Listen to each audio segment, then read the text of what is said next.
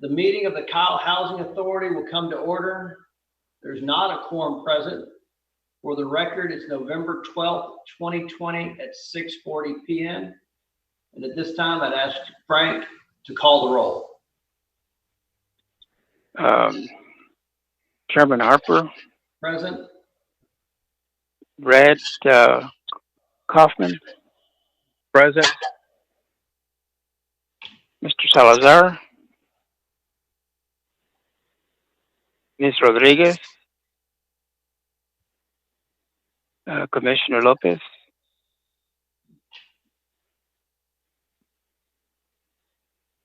We do not have a quorum, sir.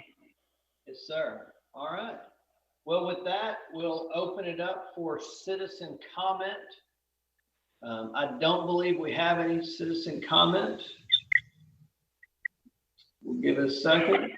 And with no citizen comment, Frank, we will close citizen comment at 6:41 p.m. Okay. And then our next item is to move to executive session. Frank, for the record, it's 6:41 p.m. and we'll recess into executive session. No action will be taken in executive session. And I'm going to do my best to create a break room to move a few people in.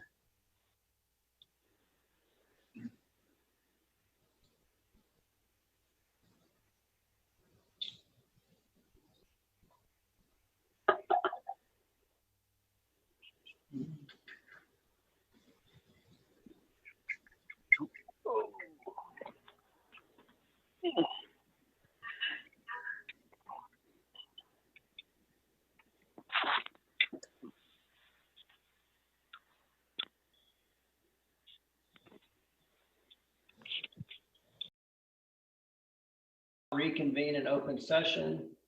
The time is 7:36 p.m. No votes were taken or decisions made in executive session.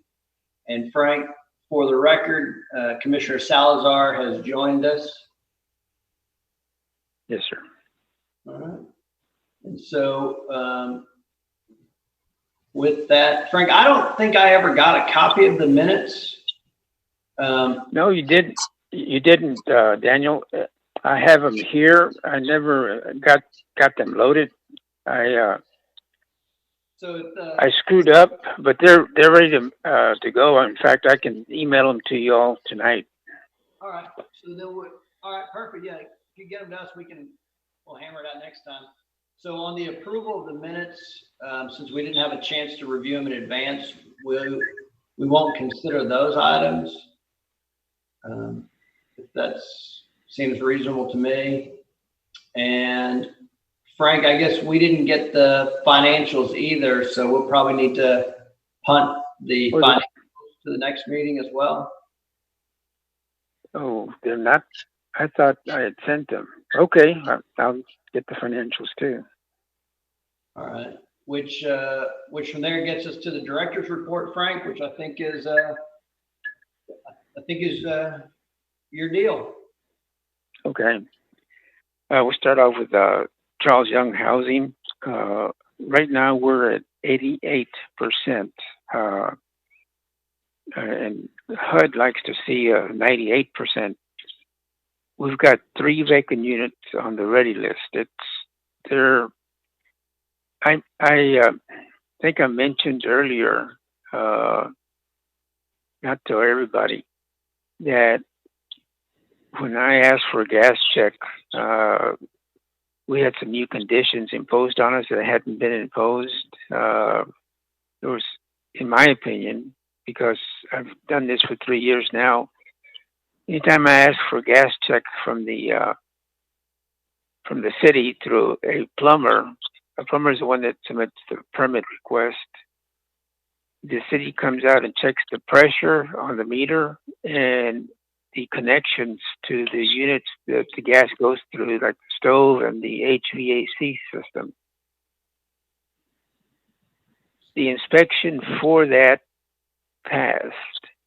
However, it was they did not release them because the inspector didn't have access to a ladder to get to the attic. He wanted dibs on the exterior faucet before he passes it. He wanted any filter screens that are on the vent removed. I tried to appeal to the city, and what I found out today, when I was able to speak to someone, is that they could do a residential inspection, and they go just through the book, and they're supposed to note everything. And I told them that 3 years I've been here, they never had brought up anything like what I was subject to this time. And I have a call into the inspector to speak to him, not to criticize, not to get upset, but I just want to know what we need to expect so we can have things ready and not get delayed. In talking to the CenterPoint representative who comes to turn on the gas and turn it off, he said that they brought some new people in and that they're doing things different now. I can live with that, but as long as we know ahead of time that all these requirements. So that set me back. Now I've got to get these 3 apartments leased out as soon as I can finish getting the approval from the city. So that's my report on Charles Young. Pete Dressen, we're at 80%. We do have 2 units ready for occupancy. And I may have mentioned this the last time we met as a board, that there's a transfer request from one of the current occupants to go from a 2-bedroom to a 3-bedroom, and they need it. I told them that I needed, first of all, they need to bring their rent up to date. The breadwinner has changed jobs a couple of times. They bought two vehicles because their one vehicle had gone kaput, and the wife started getting a part-time job, so she needed transportation. And I told them that, that I could not in good faith move them to 3-bedroom if they can't afford the 2-bedroom, but the rent's going to be higher. So I've been holding off in dealing with him. So I'm to the point now of just opening up that 3-bedroom for a new applicant. I have another unit that's ready that we started going through the applications today. We have 3 units that need to make ready. There's different things that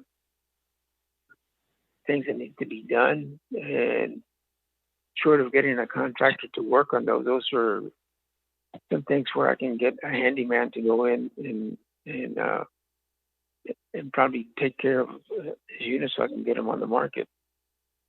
I have 1 unit that I'm going to ask Rural Development to take it off the rolls and mark it as a storage workroom. That's the way it's been used since before I got here. This is where they put all their supplies, their equipment, tools, and so I'm getting ready to do that. I just haven't made, I don't want to say effort, but I just haven't made the move to get that, to address that right now. 1 unit was abandoned at the end of August, and that's another. That was another headache that I had. So I have another unit. That's where the percentage went down to 80. The maintenance issues our HVAC problems continue. Shower and tub problems, mainly in the peak dressing side. And those units, when they were built, the tubs and the showers were put in after the framing was done and before the walls were put up. So in order to replace a tub, we would have to cut up the tub and try and remove it. So what I've done is I've found a gentleman in Austin who refurbishes these tubs, and that's what I've resorted to doing instead of just cutting up and trying to fit another tub in those units. And one last thing is I have to recycle trash bins. We have a trouble with bins disappearing or getting broken. And this is at Pete Dressen that I have most of these problems. So I got to redo an inventory and talk to Texas Disposal System, who handles that for the city through the city. On our capital fund for Charles Young, I did have 3 contracts to make ready. It's been done and it's been paid. The exterior of the units, like for fascia repairs, need to take place. Doors have to be replaced, and that's something that has to be addressed. And the last thing to report to you is that rural development now has a new representative. Georgetown has been servicing us with a representative. Her name was Kathy Smith. I don't know if she got overwhelmed with too much work, but a gentleman by the name of Jay Tyler out of Hillsboro, he is a loan specialist, and he's the one I'm going to be dealing with now. I think that may be good, starting out new with someone. Maybe he'll be more open than what the specialist out of Georgetown was. And just like I think Brad said, Mr. Florence looks at things, pardon the expression, black or white. There's no in between. And so I feel comfortable, optimistic that maybe we'll get somewhere with this new representative. And that ends my comments, Mr. Chair. Thank you, Frank. Appreciate that. Brad, David, any questions on Frank's director's report? I don't have anything. I don't have anything. All right. I've got one last comment, Mr. Harper. I think I don't know if this is out of place, but the gentleman that we just talked to, he sounds very aggressive, very motivated, and just like everyone acknowledges, we need to make a change. So I'm looking forward to a full board meeting soon. Yes, sir. Yes, sir. Yeah. We may. When's our next meeting, Frank? 3 months.